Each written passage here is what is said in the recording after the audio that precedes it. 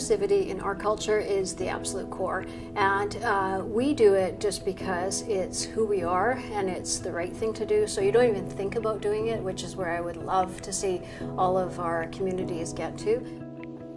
I might come at the President's Council from a mother's perspective.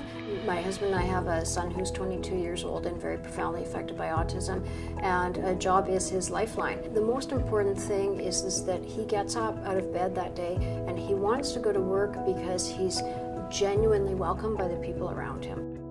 The Pacific Autism Family Network is a charity that was started by my husband and myself by families and for families that are living with autism and all related challenges. This is a new charity that has been founded by my husband and my daughter and my family, but it is the work over the past 10 years of hundreds of volunteers and groups that have come together and collaborated. Everything is about not getting to the center, it's about building capacity and training trainers and creating more experts that are needed, such as job coaches, to increase employment.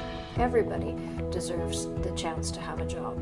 A job is somebody's life. It's their social network, it's their pride, it's their reason to get up in the morning, and if they can do a job but it's flexible, that's what we need to work with them on. If you can hire an employee that would be the best at this component of their job, who wouldn't want that employee?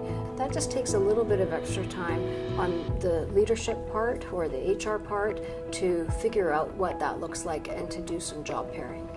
What I hope is that today and as soon as possible that people view accessibility and inclusivity in the workplace like we did with recycling 20 years ago. 20 years ago, if you didn't recycle, it became really uncool really fast. And that's how we should be about accessibility in the workplace and inclusivity now today.